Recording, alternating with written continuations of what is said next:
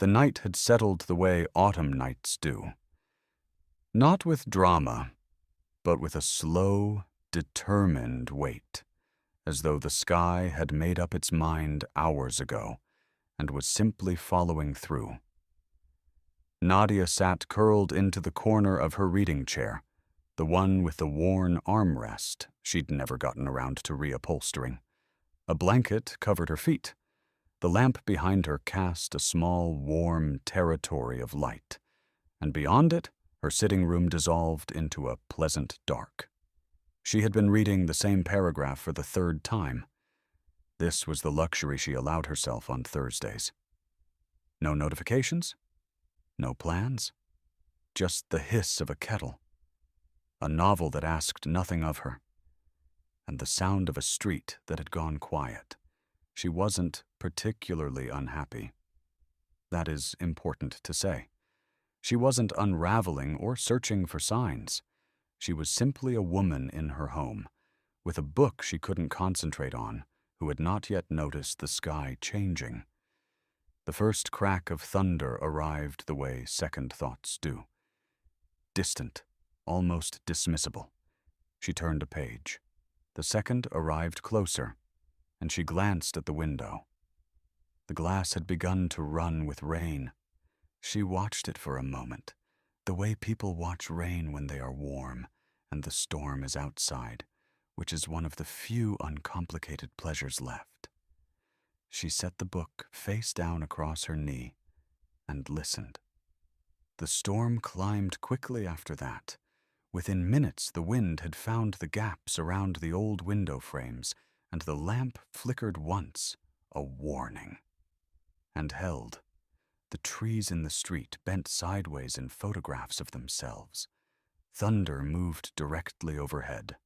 Nadia did not feel afraid. She felt, if anything, attended to, the way certain storms make you feel like the world has temporarily reorganized itself to be spectacular on your behalf. Then the lightning came. Not the distant kind that decorates a horizon. The kind that arrives here, at this house, in this room. A split-second implosion of white, so absolute it erased everything. The lamp, the books, the walls, the careful smallness of her life. All of it, white.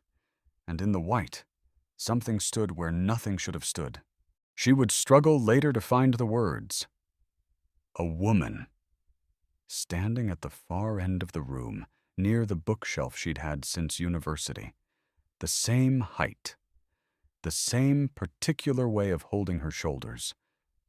Slightly drawn, as though bracing against a wind that was always just about to arrive. But the face was older. 30 years, perhaps. 70, perhaps. Time had moved through it in ways that were not entirely sad. The figure was not frightening. That was the thing Nadia could not explain to herself afterward, that she had not screamed, had not knocked the lamp over, had not knocked anything over.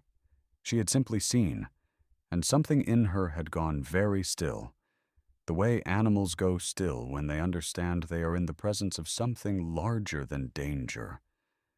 The apparition opened its mouth. The lightning had already died by then, but the echo of it lingered, that electric charge in the air that makes your skin feel like it remembers something.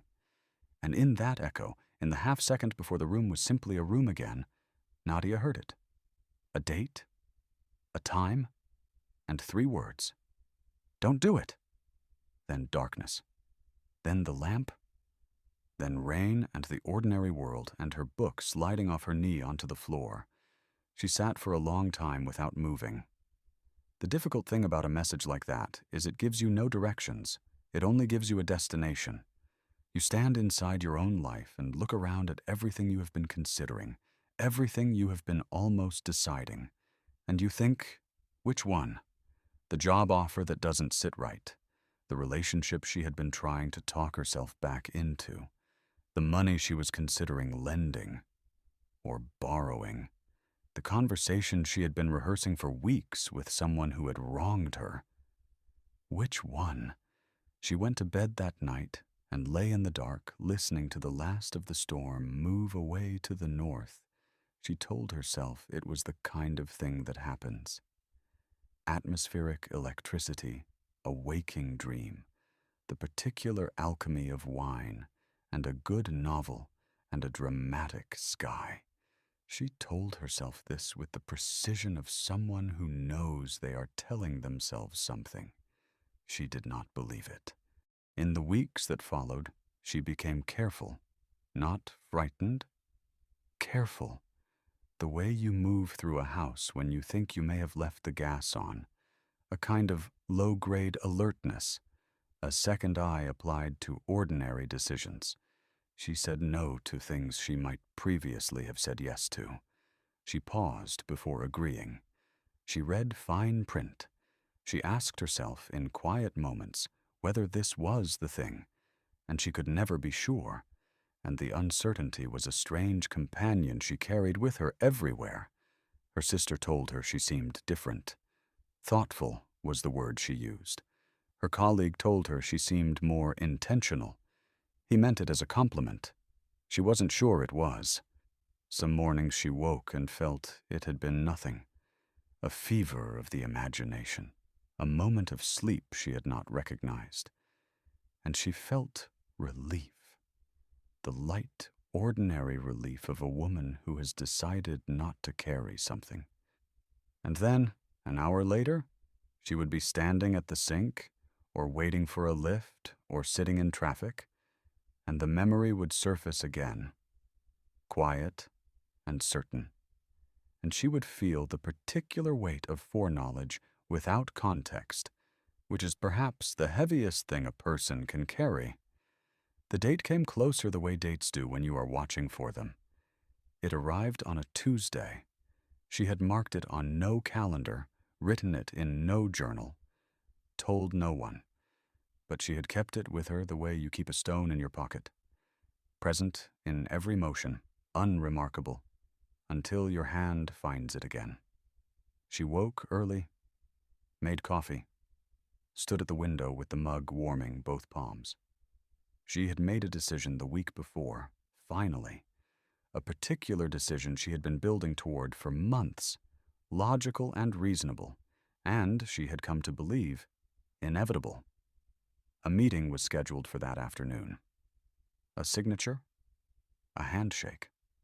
The closing of one chapter in the efficient way she had learned to close chapters. She stood at the window, and something in her, not a voice, nothing so clear as a voice, something in her turned sideways and looked at it again, at the decision she had assembled so carefully, piece by piece, from evidence she had selected, from a story she had told herself about who she needed to be. She stood there for a long time. The city went about its Tuesday. She canceled the meeting at 11:15. She did not have a new plan. She had only the absence of the old one, which felt, in the first hours, uncomfortably like nothing, like a room after furniture has been removed. She went back to the chair, the worn armrest, the same lamp, no storm, just pale autumn light at the window, and a new book she hadn't started, and the strange lightness of a life that had been, at the last moment, allowed to remain open. She didn't know what she had avoided. She suspected in time she might come to understand it. But understanding, she was learning, moves at its own pace, and the important thing, perhaps, was not to outrun it. There's something I've wondered for a long time. If your future self could appear for 3 seconds in a storm, not to explain, not to teach, only to speak 3 words, what do you think she would say? And more importantly, is there a part of you that already knows?